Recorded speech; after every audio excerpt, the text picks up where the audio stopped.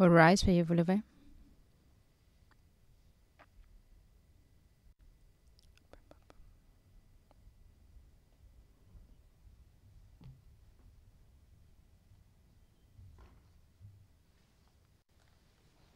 Please be seated. Veuillez vous asseoir.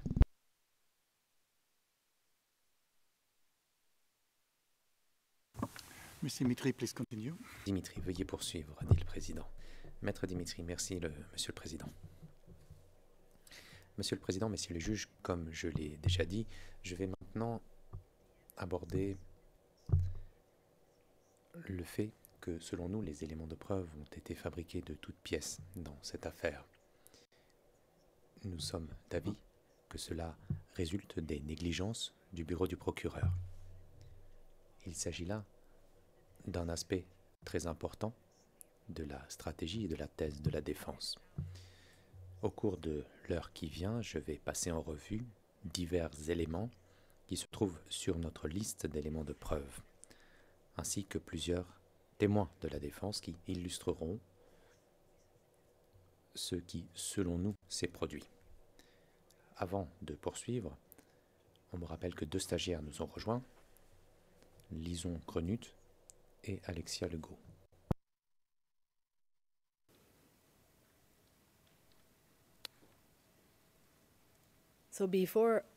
Bien. Avant d'entrer dans les détails sur ces éléments de preuve qui, selon nous, ont été fabriqués de toutes pièces et qui vous ont été présentés, nous allons remonter quelque peu dans le temps.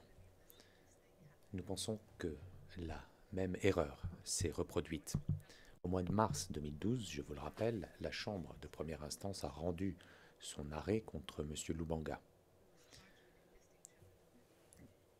à qui l'on reprochait d'avoir enrôlé des enfants de moins de 15 ans. La Chambre a dit qu'elle était d'avis que l'accusation n'aurait pas dû déléguer ses responsabilités d'enquête aux intermédiaires de la manière exposée ci-dessus, nonobstant les difficultés auxquelles elle a dû faire face en termes de sécurité. Mais ils ont reproduit cette erreur, ils ont délégué leurs responsabilités d'enquête à P2018 et P2580 en intermédiaire, sans supervision digne de ce nom. Et à l'instar de l'affaire Lubanga, les intermédiaires ont travaillé simultanément pour l'accusation, pour une ONG qui travaillait avec les enfants et qui assistait les victimes afin qu'elles participent à la présente instance. Le même mode opératoire. Ont-ils tiré des enseignements? Non. Et nous estimons qu'ils ont fait preuve d'une plus grande négligence, parce que vos confrères, les juges en l'affaire Lubanga, les ont mis en garde de ne pas reproduire cette erreur, les ont informés de se pencher sur une enquête au titre de l'article 70. Donc ils devaient faire preuve de plus de rigueur au vu des expériences passées. Et pour illustrer cette négligence et cette absence de rigueur, je vais utiliser une pièce qui s'affiche maintenant à l'écran et qui se trouve également sur notre liste des éléments de preuve. Donc sur notre liste des éléments de preuve, nous avons incorporé le rapport suivant du Forum de Bangui. Il s'agit du même Forum de Bangui auquel l'accusation a participé.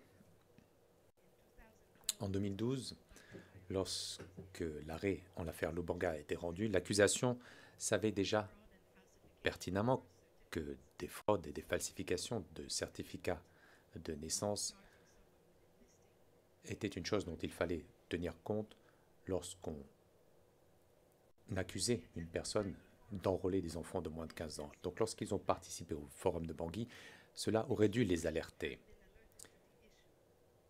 Ils auraient dû prendre conscience de la question. La fraude et la falsification des actes de naissance était un fait dont il fallait être conscient en République centrafricaine. C'est un facteur qui avait une incidence sur la fiabilité et la qualité des registres administratifs centrafricains. Il fallait donc garder cela à l'esprit lorsqu'ils recevaient des documents comme des actes de naissance leur étant remis par des ressortissants centrafricains. Et Ceci étant dit, je souhaite vous montrer un autre élément de preuve qui s'affiche maintenant à l'écran, Monsieur le Président, Messieurs les juges. Une pièce fournie à l'accusation par l'intermédiaire de 580, mais qui porte sur le témoin de l'accusation 2475. L'accusation avait délégué ses activités d'enquête à l'intermédiaire P2580. Il lui avait donné pour mission de recueillir divers documents afin de démontrer l'âge du témoin de l'accusation P2475. Ils ont à leur tour délégué leurs activités d'enquête sans supervision rigoureuse de cette personne. Lorsque l'intermédiaire P2580 leur a apporté cet acte de naissance falsifié, cela aurait dû leur mettre la puce à l'oreille immédiatement. Je me souviens que la première fois que cela a été communiqué, je l'ai ouvert et je me suis dit, c'est suspect. J'ai repris les mêmes termes que vous avez utilisés, Monsieur le Président, lorsque nous l'avons utilisé pour la première fois devant la Cour. Mais je n'ai pas voulu influencer les membres de mon équipe. Donc j'ai appelé Madame Whittingham. Je lui ai dit que nous avions reçu un document et que je souhaitais l'examiner. Elle est venue me voir dans mon bureau quelques minutes après et elle m'a dit il y a quelque chose qui ne va pas, ça a été falsifié. Donc nous sommes revenus aux fondamentaux, à la source. D'où viennent ces documents? D'où venait ce document? Il venait d'une paroisse bien précise dans la Lobaye. Nous avons envoyé un membre de notre équipe sur place. Qu'avons-nous découvert? Le registre des baptêmes avec le numéro correspondant et l'année 1994 et non pas 1999 comme cela figurait sur le document falsifié de l'accusation. Le document que vous voyez à l'écran se trouve également sur la liste des éléments de preuve de la défense. Monsieur le Président, lorsque vous avez demandé si ce registre était à la disposition de l'accusation, j'ai répondu oui, oui, depuis le début. Et je vous rappelle, ce sont les fondamentaux, mais ils n'ont pas fait preuve de rigueur. Ils se sont laissés berner par l'intermédiaire 2580. Bien que l'affaire Lubanga aurait dû être une leçon en ce qui concerne l'utilisation des intermédiaires et la fabrication de toutes pièces de documents pour les enfants soldats, ils n'ont pas tiré les enseignements de cela. Donc le virus s'est disséminé comme une mauvaise infection. L'intermédiaire de l'accusation 2580 a infiltré l'unité des victimes, l'unité de participation de réparation des victimes et les RLV. Et bien pire encore, Monsieur le Président, Messieurs les juges, car sur la base de cette année de naissance falsifiée, 1999, l'unité des victimes et des témoins a établi un passeport contenant de fausses informations telles que celle-ci. Un passeport qui s'affiche à l'écran, un document officiel établi à la demande de la Cour. Mais au moins, avez-vous demandé à l'accusation d'enquêter, parce que vous étiez vous-même préoccupé. Ce n'est qu'après que vous ayez ordonné à l'accusation de le faire que ceux-ci ont envoyé une équipe sur les lieux, là où nous sommes également rendus, pour obtenir un exemplaire du même registre qui se trouve également sur notre liste d'éléments de preuve. Et ce registre a confirmé que nos informations étaient authentiques et que les leurs étaient falsifiées. Vous avez à l'écran l'exemplaire en question, obtenu par l'accusation, après que le témoin P2475 ait témoigné, et après que vous ayez demandé si ce document était disponible pour l'accusation. Mais pour eux, ce n'était pas suffisant. Le fait que leur principal témoin allègue que des enfants soldats aient fabriqué des éléments de preuve de toutes pièces et menti sous serment n'était pas suffisant pour les convaincre. Je vous rappelle, ils voulaient une condamnation systématique pour toutes les charges et ils avaient cette vision très étriquée. Avant d'en arriver aux témoins de l'intérieur, dont ils n'ont pas voulu tester les témoignages, avec P2475, je souhaite m'arrêter quelques instants et attirer votre attention sur un autre point. L'accusation a confirmé, comme vous l'avez vu dans le document, que l'acte de naissance de P2475 était daté en 1994, bien que l'intermédiaire ait remis un acte de naissance daté de 1999, la même année que le P2475 avait donné lorsqu'ils ont recueilli son témoignage et la même année qu'il avait mentionné à plusieurs reprises dans son témoignage. En outre, l'accusation avait informé la défense qu'il n'avait pas donné à l'intermédiaire l'année 1999 lorsqu'ils lui ont demandé de recueillir des documents pour prouver l'année de naissance de P2475. Donc lorsqu'ils ont confirmé que l'intermédiaire leur avait apporté un document qui avait été falsifié, ils auraient pu aller un peu plus loin, creuser et vérifier les informations de P2475 pour voir s'il avait participé à cette falsification des éléments de preuve qui était susceptible d'avoir une incidence sur l'intégrité de la procédure. Nous pensons que l'accusation aurait pour le moins pu obtenir des informations Facebook de P2475, des données téléphoniques. L'accusation aurait pu au moins faire des efforts similaires à ceux qu'ils ont déployés lorsqu'ils ont suspecté qu'il y avait eu subornation avec le témoin de l'accusation P1887.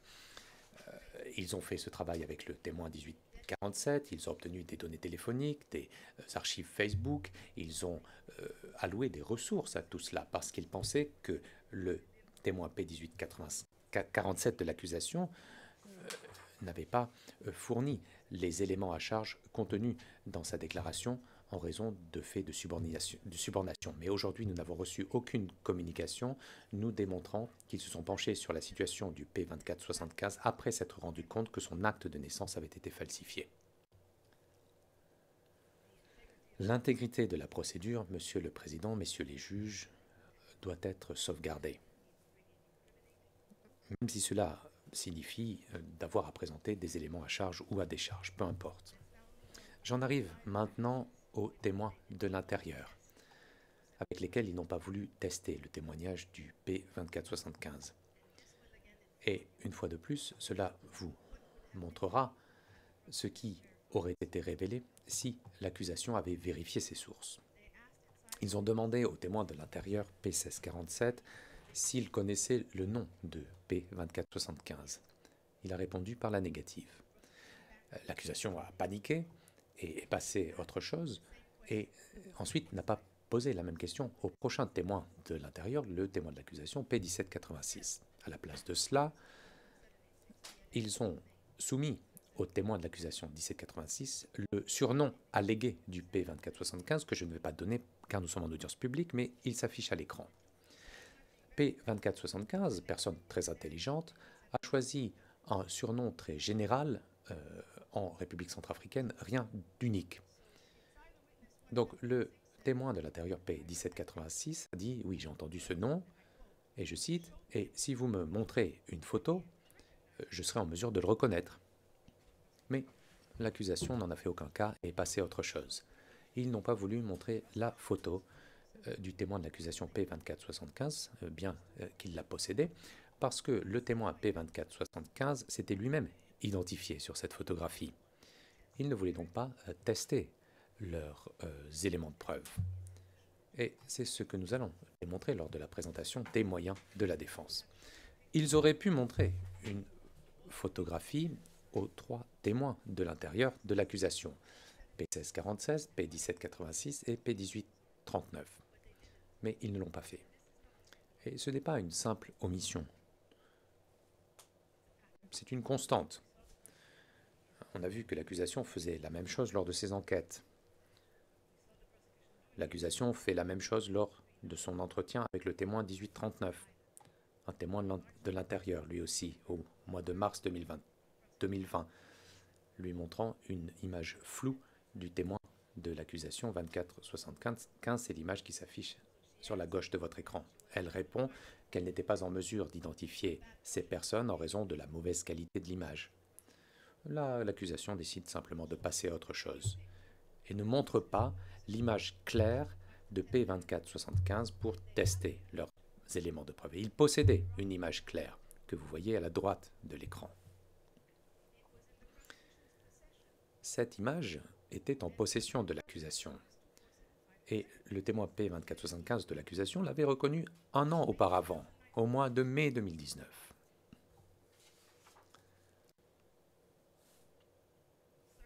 Lorsqu'on recherche la vérité, on doit tester ces hypothèses et ces éléments de preuve.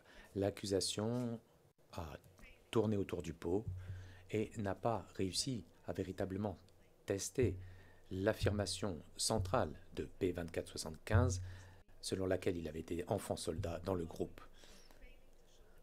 et n'a pas montré l'image de P2475 qu'il possédait depuis le début parce qu'il s'agissait d'une pièce appartenant à l'accusation. Ce n'est pas une coïncidence, il s'agit d'une décision stratégique de la part de l'accusation tendant à ne pas tester ces éléments de preuve. Mais les témoins de la défense, notamment 76, reconnaîtra P2475 sur cette photographie, celle qui est à droite à l'écran. Mais elle ajoutera un détail important. Il est né en 1994 et sa mère n'était pas morte comme il le prétendait. Le témoin de la défense P76 confirmera également que la mère de P2475 a fourni des photographies supplémentaires de son fils, des photographies de lui prises à un moment où, selon lui, sa mère était décédée, des photographies qu'il a lui-même remis à sa mère.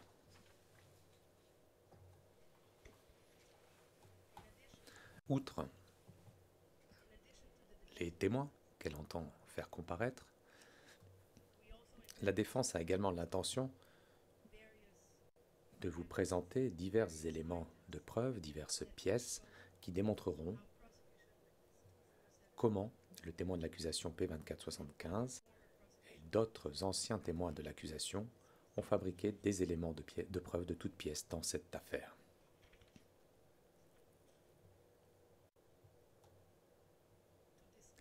Pour mettre à jour ce réseau de personnes qui ont fabriqué de toutes pièces ces éléments de preuve, nous sommes remontés aux sources. Outre le fait d'appeler des personnages, des protagonistes clés de Mbaïki qui ont été mentionnés par plusieurs témoins, outre le fait que nous nous sommes rendus dans le voisinage de la mosquée de Boeing pour interroger des gens, nous sommes également plongés dans des archives scolaires, des archives de paroisse, parce qu'elles font partie des mesures d'enquête fondamentales qui ont été négligées par l'accusation. Nous avons tiré les enseignements de l'affaire Lubanga. Dans l'affaire Lubanga, la thèse de la défense a contesté l'âge de certains témoins en faisant des recherches dans des archives scolaires. Nous avons procédé de la même manière.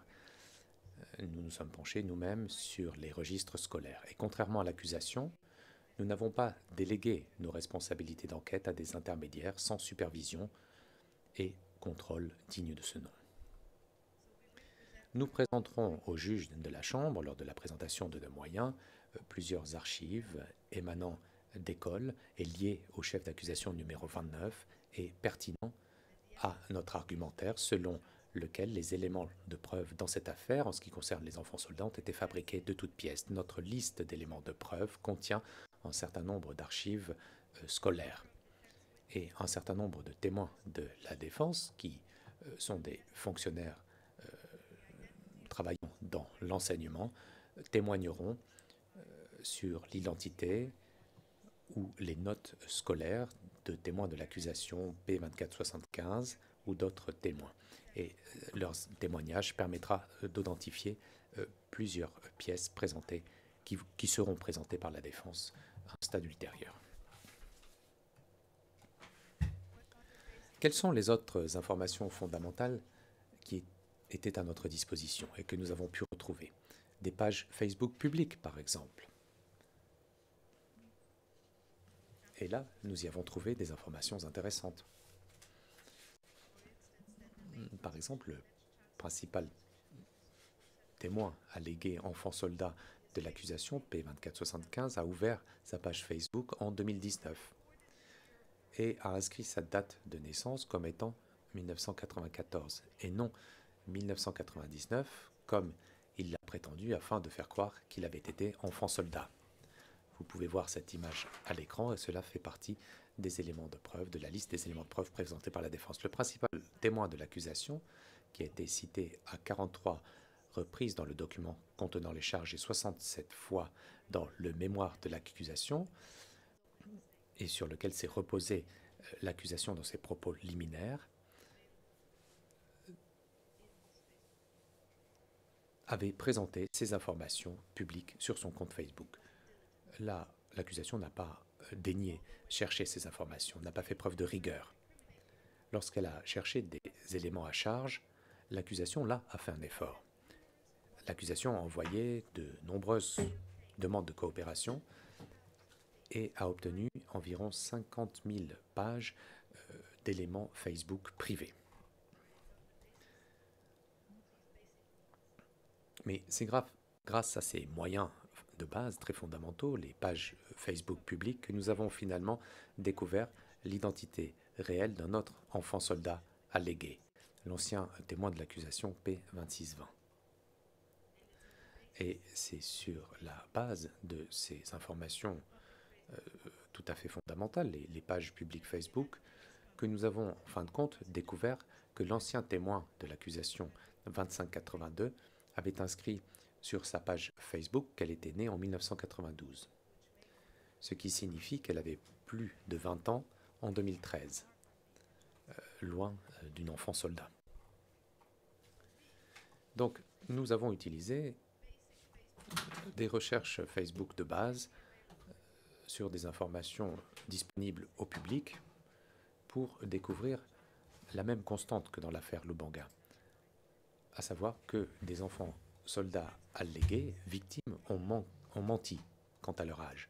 Le témoin de la défense P639 déclara qu'elle est née en 1995 et que l'ancien témoin de l'accusation P2582 était plus âgé qu'elle, ce qui corrobore ce qui se trouve sur la page Facebook de 2582 avec sa date de naissance indiquée comme étant 1992. Les autres mesures fondamentales qui ont été négligées par l'accusation est qu'ils n'ont pas fait d'enquête à proprement parler sur les proches et les membres de la famille. Parfois, ils ne se sont pas du tout penchés sur cette question, pour le témoin P2475 par exemple. Et même lorsqu'ils ont eu des contacts avec les proches, ils ne l'ont pas fait conformément avec leur devoir d'enquête statutaire, de rigueur et de bonne diligence, comme avec la mère du P2582. Les noms des proches du témoin de l'accusation 2475, comme par exemple le témoin de la défense P78, ont été indiqués dans sa déclaration. L'accusation a daigné rencontrer le témoin de la défense P78 pour lui poser des questions à propos de 2475 avant de faire comparaître ce dernier. En fait, ils ont tout simplement daigné rencontrer quelques membres de la famille, que ce soit de ce témoin. Nous l'avons fait de notre côté. C'est une des premières choses que nous avons faites. Mais avant ce faire, nous avons dû demander à l'accusation de lever l'expurgation du nom des membres de la famille des enfants soldats allégués, parce que la plupart d'entre eux étaient caviardés. Donc là, il n'y a pas eu de test des éléments de preuve, une fois de plus, et cela a créé des obstacles supplémentaires pour la défense. Toutefois, nous avons réussi, et notre équipe de la défense a obtenu une déclaration du témoin de la P78 et du témoin de la défense P76, un autre proche de P2475 qui confirmera que le témoin de l'accusation P2475 est né en 1994 et pas en 1999, comme il l'a prétendu à maintes reprises sous serment. Ces deux déclarations font partie du dossier présenté par la défense. Et il s'agit une fois de plus de choses fondamentales.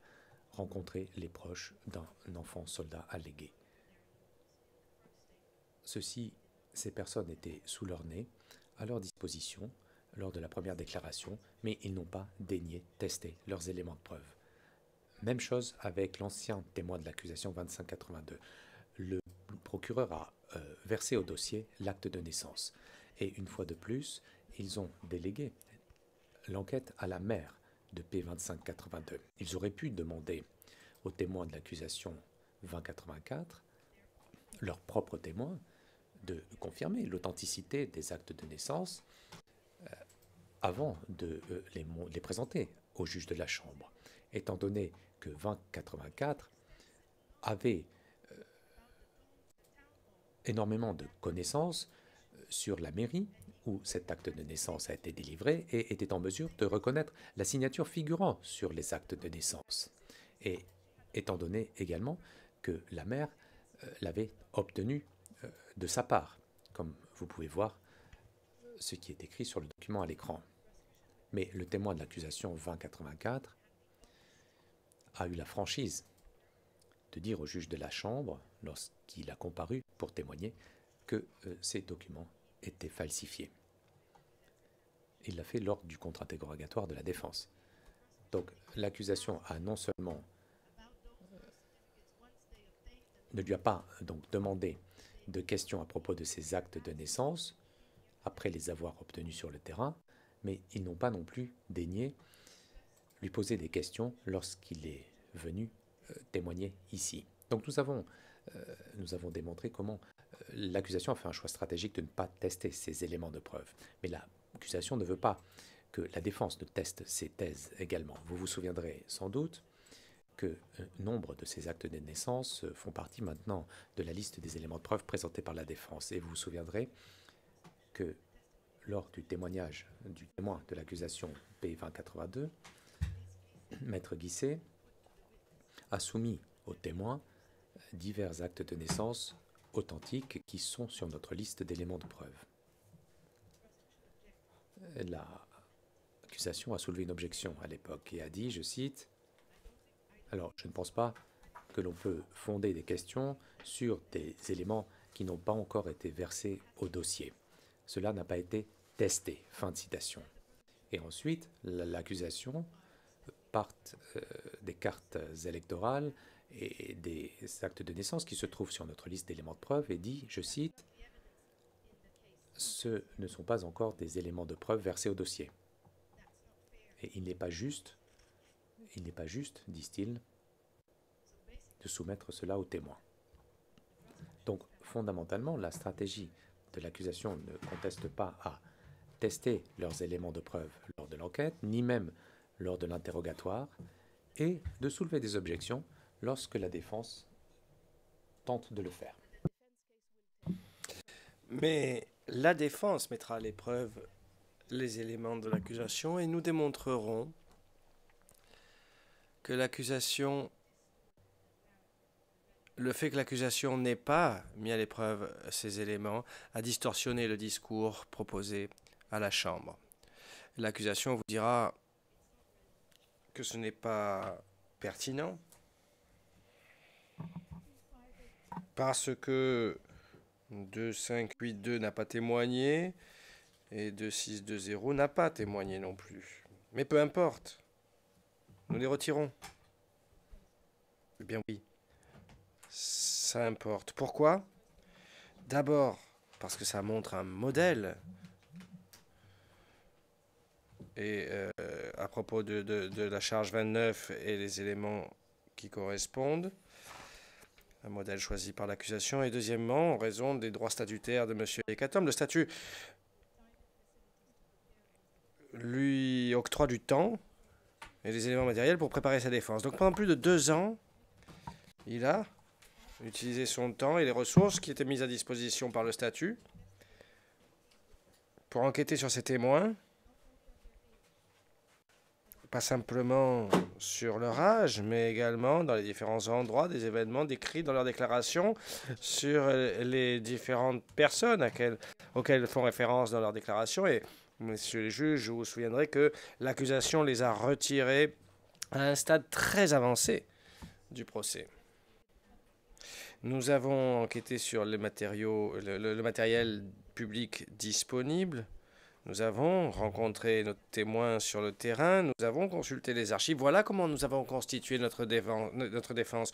Nous avons rédigé et envoyé des demandes de coopération lorsqu'on a vu les collusions et le modèle entre ces témoins et les intermédiaires, les allégations de ces personnes qui étaient différentes de la déclaration qu'elles avaient faite à l'accusation, différentes de la demande de participation en tant que victime qu'ils ont signé, différentes des rapports d'enquête que nous avons reçus.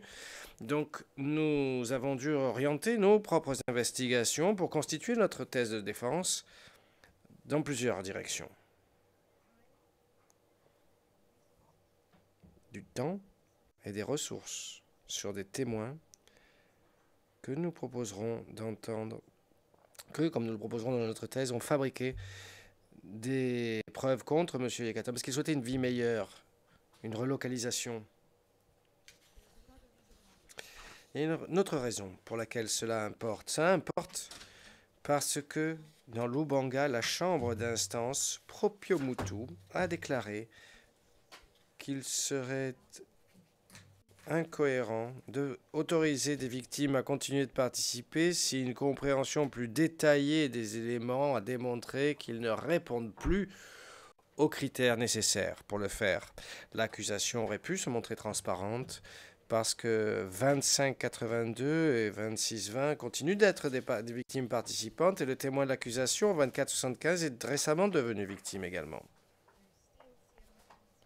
Ils sont encore des témoins du Conseil légal de la représentation pour les victimes. Ils continuent de participer dans ces procédures et c'est également ce que démontrera la défense. Vous entendrez le témoin de la défense 60-24 et 60-39 qui tous deux corroboreront le fait que l'accusation, le témoin de l'accusation 25-82 faisait partie d'un plan. Vous entendrez également d'autres témoins de la défense, comme par exemple 60-10 ou 60-12, 60-19, 60-17.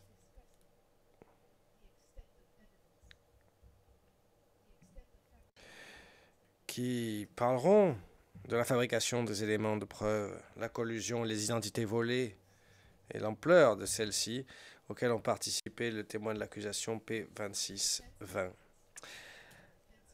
La défense, dans sa thèse, démontrera sans aucun doute que ces victimes participantes ne répondent plus aux critères pertinents puisqu'elles n'ont jamais eu moins de 15 ans au moment des faits où elles n'ont pas fait partie du groupe de M. Yekatom. Mais elles continuent pourtant de profiter des fonds publics de cette cour et, qui plus est, M. Yekatom continue de faire l'objet d'une accusation au titre du chef 29 et continue d'être détenu en particulier en raison des accusations de ses témoins. Donc au cours de la thèse de la défense, vous entendrez également parler de l'intermédiaire de l'accusation ou de témoins ou de sources de l'accusation qui sont allés jusqu'à fabriquer des éléments de preuve dans cette affaire. Vous avez déjà entendu parler du témoin de l'accusation 2018 ainsi que 2580 ou 2638.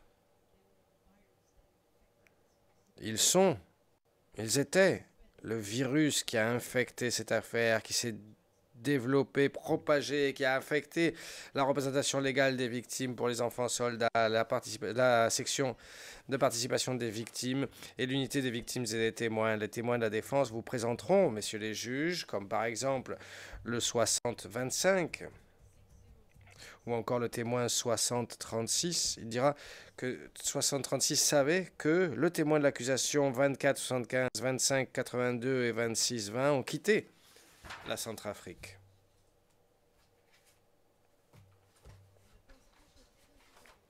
L'accusation n'a même pas informé les représentants légaux des victimes du problème qu'il y avait. Je ne vais pas le dire publiquement, mais c'est sur vos écrans un problème avec leur intermédiaire commun. 2580. Pendant ce temps-là, un autre virus se développait, s'étendait, créant une autre infection. 2638, qui a présenté un membre de sa famille 2620 à l'accusation. Elle a déclaré avoir été violée par quelqu'un que je ne citerai pas en public et qui l'a forcée à être son épouse pendant plus d'1 an. Elle a décrit l'auteur présumé, a donné son prénom, a précisé sa position au sein du groupe et a déclaré qu'il était décédé dans un accident de la route après 2014. L'accusation montrait une photo de l'auteur présumé à cette personne. La photo est sur l'écran, elle n'a pas pu le reconnaître. Donc, étant donné les accusations très graves selon lesquelles elle aurait eu un enfant après avoir été violée, nous avons posé des questions au témoin de l'accusation 0888 à propos de ce membre de sa famille qui est décédé dans un accident de la route. Mais l'accusation a fait objection en disant que la victime violée ne parlait pas de 08888, du membre de la famille de 08888. Donc, 2620, si la personne n'était pas, à laquelle elle fait référence, n'était pas la personne sur l'écran du membre du groupe de Yekatom qui est décédé dans un accident de voiture après les crimes allégués, mais alors c'était qui? Parce que nous ne sommes pas les seuls à arriver à la conclusion que c'était lui. L'accusation l'a fait également, sinon ils n'auront pas montré cette photo à 2620. Mais vu sa réponse, ils ont créé un autre individu de nulle part, avec ce même prénom, proche de M. Yekatom, qui aurait aussi été victime d'un accident de la route. Indépendamment de cela, nous avons enquêté pour trouver les membres de sa famille, ses proches. Donc, le témoin de la défense, 6010, expliquera qui est le père de cet enfant, de ce bébé. Il expliquera que 2620 n'a pas d'autre enfant et que le seul enfant qu'elle a, un fils, a été abandonné lorsqu'elle a quitté la Centrafrique. Voilà l'importance que revêt le fait d'être relocalisé pour un témoin, aller jusqu'à abandonner son fils et partir, ce que d'autres témoins de la défense, comme 61.2 et 61.9, confirmeront également. Le fait qu'elle n'est pas partie du pays avec son enfant fait également partie des éléments de la thèse de la défense, comme vous voyez avec l'élément que vous avez à l'écran. Il s'agit d'un message Facebook à travers lequel elle confirme que son fils a été laissé à Bangui avec sa mère qui était également le témoin de l'accusation 2671. Les témoins de la défense 6012, 6019, 6025 montreront qu'elle a voyagé avec la fille de 2638. 2638 qui a été en contact avec l'accusation dès le mois de novembre 2019 et qui était intermédiaire du Conseil de représentation légale pour les victimes et du VPRS. Et rappelez-vous, 2638 a également fait en sorte qu'un autre de ses enfants, cette fois-ci un fils, a été accepté comme victime participante et témoin dans cette affaire. C'est Hervé, le témoin de la représentation légale des victimes, 0001, qui a voyagé jusqu'à La Haye pour venir témoigner devant la Chambre. Ceci sera également ratifié par les éléments de preuve de la défense. Et même si P0001 a fortement insisté pour nier sa propre identité, son identité réelle, quand bien même sa propre photo lui était montrée avec son vrai nom accolé à cette image, il a refusé de se reconnaître sur cette photo. Mais par chance, son compagnon de voyage, un autre témoin du Conseil de représentation légale pour les victimes, P0002, lui l'a reconnu sur la photo. Les dépositions de tous ces témoins de la défense constituent une partie importante de la thèse de la défense. Parce que non seulement ils vous montreront que l'accusation n'a pas assumé son fardeau par rapport à la charge numéro 29, mais montrera également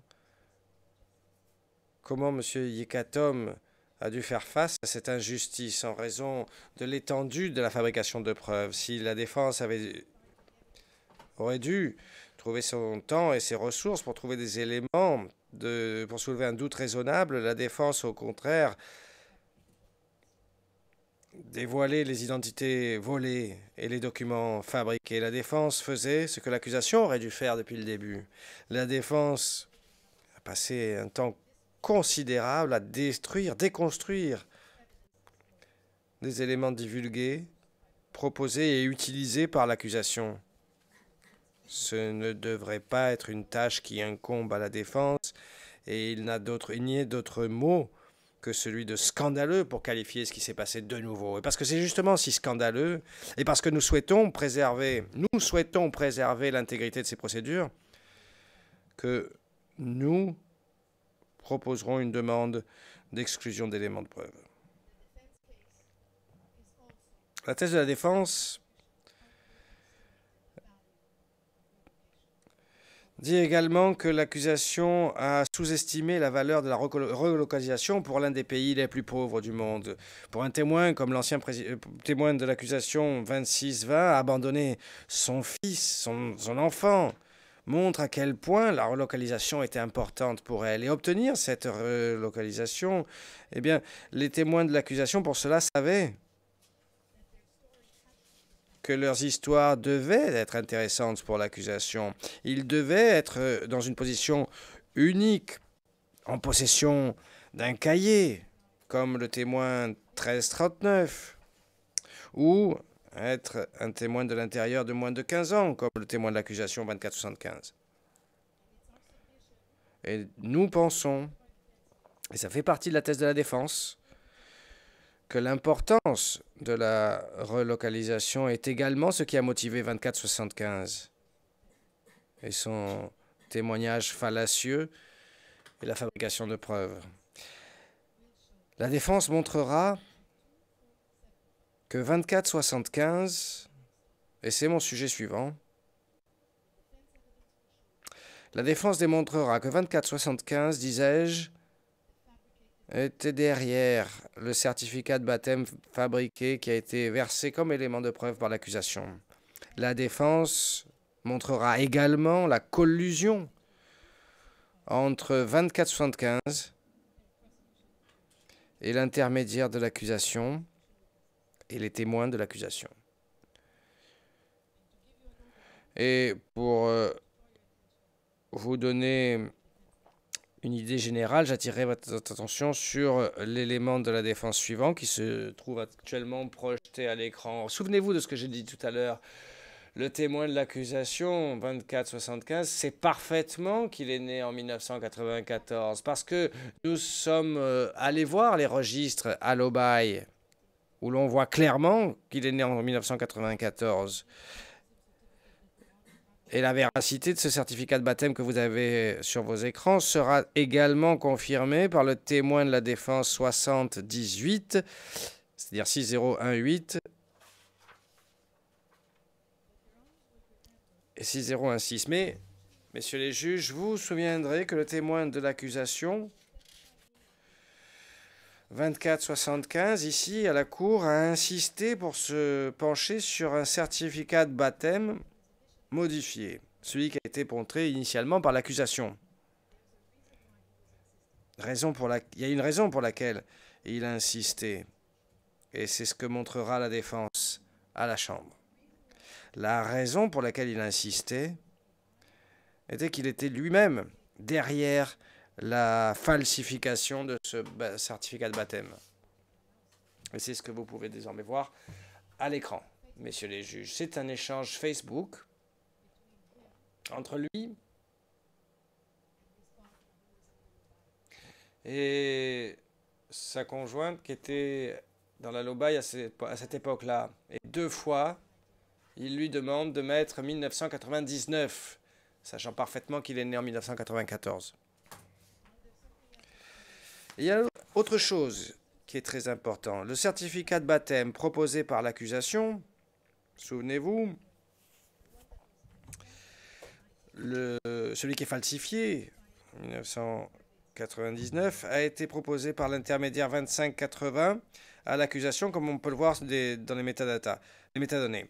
Cette conversation Facebook où 2475 demande à sa conjointe de mettre 1999 est survenue alors que l'intermédiaire de l'accusation 2580 travaillait déjà pour l'accusation à l'Obaï pour récupérer le certificat falsifié. Donc, l'échange dans lequel le témoin de l'accusation 2475 précise à sa conjointe que le certificat de baptême doit faire état de l'année de naissance 1999 devrait être suffisante pour convaincre, messieurs les juges, que la seule conclusion raisonnable à laquelle on peut parvenir, c'est que le témoin de l'accusation 2475 est derrière et a planifié avec l'intermédiaire 2580 la fabrication de ses propres éléments de preuve.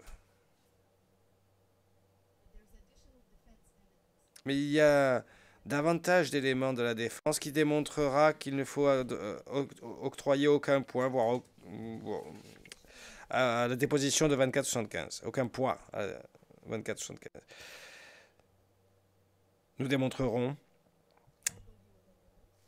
qu'il ne disait pas la vérité, même s'il était sous serment, et même si vous lui avez demandé de ne dire que la vérité, et rien d'autre que la vérité. Et dans les prochaines 5 minutes, je vais m'appuyer sur plusieurs éléments de la défense pour vous montrer pourquoi. 2475 savait parfaitement qu'il était né en 1994 parce que c'est l'année de naissance qu'il a lui-même renseigné dans son compte Facebook. Compte Facebook qui a été ouvert en 2019. Et lorsqu'on lui a soumis cela, et c'est ce que nous défendons, il a apporté une réponse, là aussi, fallacieuse, alors qu'il était confronté à sa propre page Facebook. Et il a dit la chose suivante. J'ai mis 1999 parce que sinon, Facebook m'aurait rejeté. Si j'avais mis 1999, Facebook aurait rejeté la création de la page. C'est pour ça que j'ai mis 94, parce qu'il prétendait que Facebook avait cette règle. Et donc, s'il avait mis sa vraie année de naissance, Facebook aurait refusé la création de la page.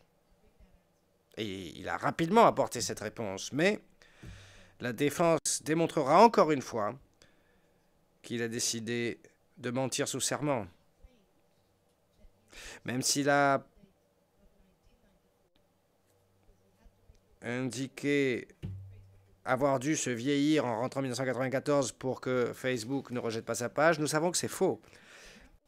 Parce que le compte a été créé en 2019. Il a donc 20 ans à l'époque, ou 25 ans, comme nous savons qu'il l'avait.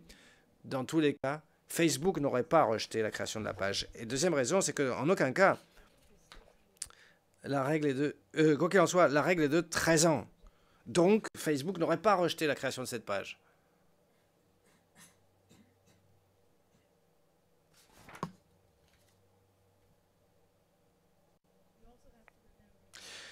Il faut également se souvenir de comment le témoin de l'accusation, et c'est ce que nous prétendons, 2475 était très intelligent, vous l'avez dit vous-même. Il souhaitait d'abord relire sa déclaration plus d'une fois pour s'y habituer. Donc il a prétendu être malade, selon le message des victimes et des témoins, mais la défense démontrera que ce n'était pas le cas. Parce que pendant cette période, il postait sur les réseaux sociaux, de manière publique, des vidéos de lui-même, chantant, puis faisant de l'exercice à l'hôtel, pendant les procédures de lecture de la déclaration et de familiarisation et immédiatement après.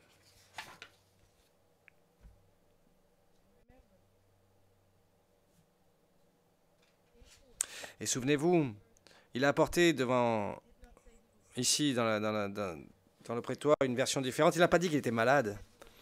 Il a dit qu'on ne lui a pas demandé de venir lire sa déclaration ici à la Cour. Qu'on lui a simplement demandé de parcourir la déclaration et de corriger les éventuelles erreurs.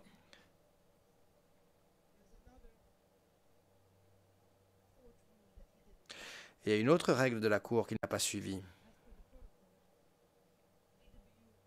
Le protocole veut que l'unité des victimes et des témoins informe les témoins, ça s'applique également à 2475, de ne contacter aucune autre personne à partir du moment où on commence la familiarisation jusqu'à la fin de la déposition. La défense démontrera que pendant sa déposition, il a été en contact avec un témoin de l'accusation qui, à l'époque, était censé témoigner dans les mois à venir. Il s'est également assuré que le témoin suivant n'aurait pas à faire face à l'interrogatoire de la défense et serait confronté à différentes pages Facebook. Vous vous souviendra que dans mon interrogatoire du témoin de l'accusation 2475, nous avons couvert les relations et la connaissance qu'il entretenait avec 2582. J'ai utilisé plusieurs images Facebook que j'ai également montré à 2475. Après le premier jour de l'examen de la défense, le témoin de l'accusation 2475, et vous le verrez parmi les éléments de la défense, le témoin 2475 a organisé un appel avec l'ancien témoin de l'accusation 2582 à travers un ami commun. Et ça aussi, ça fera partie des éléments de la défense. De plus,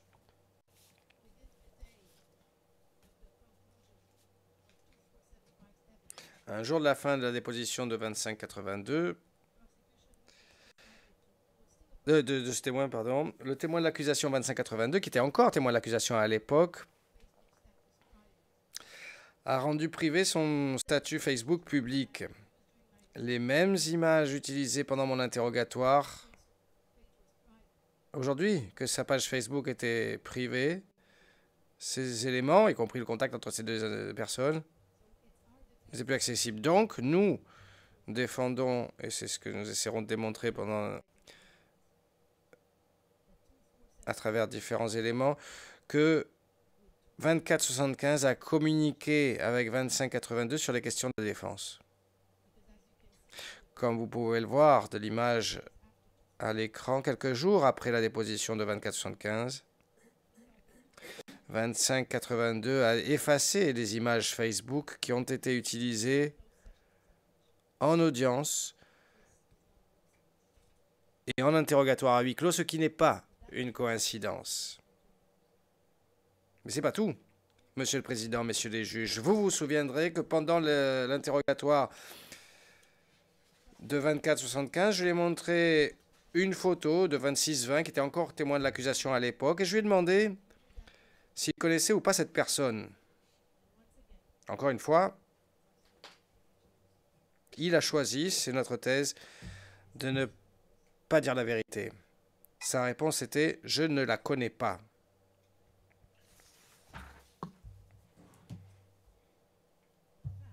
En fait,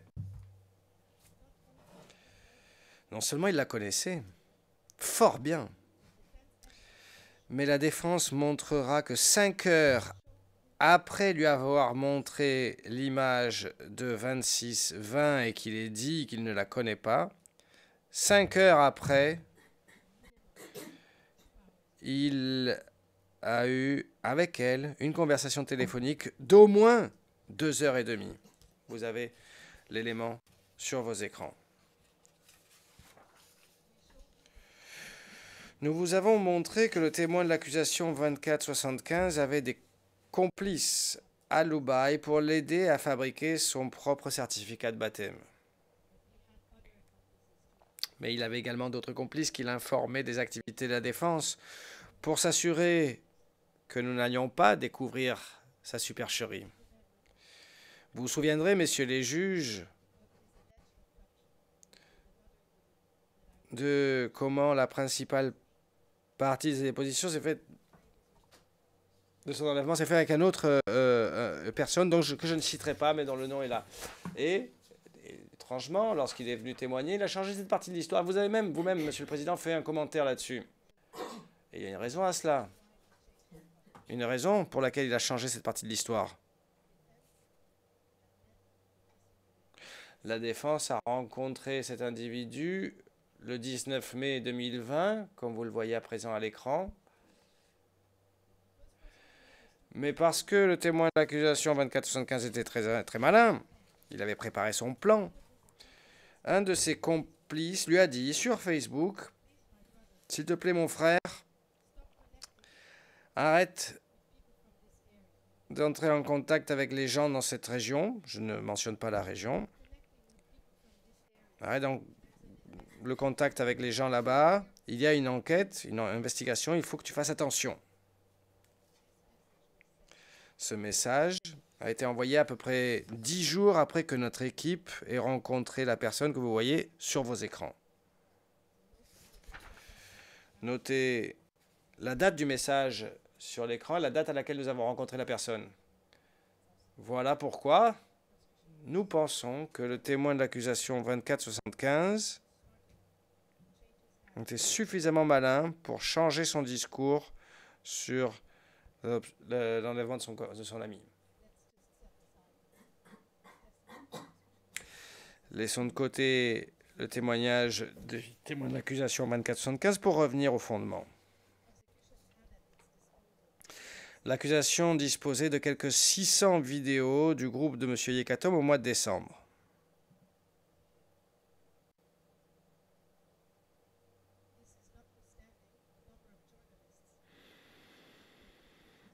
Indépendamment de la quantité de journalistes qui a pris des photos et des images du groupe de M. Yekatom lorsqu'il visitait la base du groupe de M. Yekatom. 2475 n'apparaît sur aucune de ces vidéos. Pas une seule. L'accusation a pris le temps de parcourir ces vidéos avec certains qui faisaient partie du groupe de M. Yekatom, certains ont témoigné, d'autres non. Ils ont scruté image par image, séquence par séquence, sans jamais être en mesure d'identifier 2475. Il est nulle part. Et pourtant, il déclare avoir rejoint le groupe 6 mois avant le 5 décembre. On voit Manumana, David, Awili, Odimba, Goliatha, mais on ne voit pas la personne qui aurait été, soi-disant, si proche de Cœur de Lion. Et une raison pour laquelle il n'apparaît pas sur ces vidéos, et vous entendrez les témoins de la défense nous expliquer cette réponse. Ils nous expliqueront pourquoi. Le témoin de la défense 61 8 6036 6039 témoigneront que le témoin de l'accusation 2475 prétend avoir été enlevé avant juin 2013 et qu'il est resté avec les anti-Balaka au moins jusqu'au décès de Cœur de Lion parce que personne ne pouvait quitter le groupe, qu'en fait, il était à l'Obaï. Il vivait avec sa famille, ses amis, participait à un mariage, faisait des petits boulots ici et là. Et voilà pourquoi il n'apparaît pas dans ces vidéos. Et vous entendrez le témoin de la défense 6036 dit qu'il n'est pas arrivé avec les anti-Balaka à l'Obaï en janvier 2014. Il était déjà sur place. Il traînait autour d'eux et il a appris à les connaître. La ville où il se trouvait à l'Obaï est une petite ville. Comme beaucoup de ces petites villes à l'Obaï, c'est une grande rue avec le bureau du maire, le poste des gendarmes et le marché. C'est la raison pour laquelle il a pu reconnaître certains membres du groupe de M. Yekatom qui étaient basés là. Il a appris à connaître des noms importants comme Seda. Mais lorsqu'il s'agit de la façon dont Seda est décédé, il n'a pas pu donner une histoire qui soit véridique. Il a commencé par dire que M. Yekatom était assis sur une pirogue sur la rivière et qu'il lui a tiré dessus. C'est la raison pour laquelle l'accusation ne lui a jamais posé de questions sur Seda dans le prétoire, sachant parfaitement bien que le récit n'était pas véridique. Même si la mort de Seda a été citée dans le document contenant les charges et dans la mémoire de l'accusation et renvoyée devant la cour, l'accusation n'a pas voulu tester et mettre à l'épreuve son témoignage avec 2475. Et il semble que l'accusation n'avait pas réellement confiance dans le témoignage du témoin de l'accusation, le 2475. Messieurs les juges, l'évaluation que vous ferez de ces éléments de preuve et les décisions que vous prendrez sur cette base feront partie de votre héritage, l'héritage que vous laisserez à cette cour et à la justice internationale. Avec les témoins que nous voulons appeler et les éléments de preuve que nous voulons présenter pour la défense de M. Yakatom, nous ne prenons personne par surprise. Vous avez déjà eu une vue d'ensemble de ce que sont les arguments de la défense pendant notre contre-interrogatoire des témoins de l'accusation. Nos témoins vont partager avec vous non seulement leur expérience des événements en Centrafrique, mais également vous parleront de ce qu'ils ont vécu au sein de leur communauté en 2013 et 2014. Certains d'entre eux partageront avec vous leurs échanges avec M. Yekatom au moment de la crise. Ces témoignages et ces éléments de preuve que nous présenterons vont au-delà de cette vision à sens unique adoptée par l'accusation et vous montrera que ce soit en public ou en privé, devant la caméra ou derrière la caméra, M. Yekatom n'a pas voulu attaquer violemment la population musulmane. Il ne voulait pas attaquer violemment la population musulmane. Et lorsque vous entendrez les éléments de preuve portés par la défense, je vous demanderai de garder à l'esprit les leçons que l'accusation aurait dû apprendre de l'affaire Lubanga. Je vous demande de vous rappeler de l'importance de mettre à l'épreuve les éléments de preuve que vous avez, de façon à ce que lorsque un dossier est présenté, il soit analysé minutieusement. Je vous demande de vous rappeler de l'importance d'une enquête objective pour rechercher la vérité, de façon à ce que tous les acteurs pertinents, que l'on puisse les rencontrer, que l'on puisse mener une enquête, et au lieu de ne rencontrer que quelques-uns qui se tiendront à une seule théorie. Et enfin, je voudrais vous demander de vous rappeler de l'importance qu'il y a à s'assurer que l'intégrité de ces procédures soit protégée, ainsi que l'équité, de sorte que lorsque des éléments de preuve falsifiés soient visibles, que l'on en parle et que ces éléments de preuve soient retirés. Et mon client, qui est au cœur de ce procès, a confiance en vous et pense que vous écouterez et que vous évaluerez l'esprit ouvert, les éléments de preuve qu'il vous présente dans la défense des allégations sérieuses qui pèsent contre lui. Merci.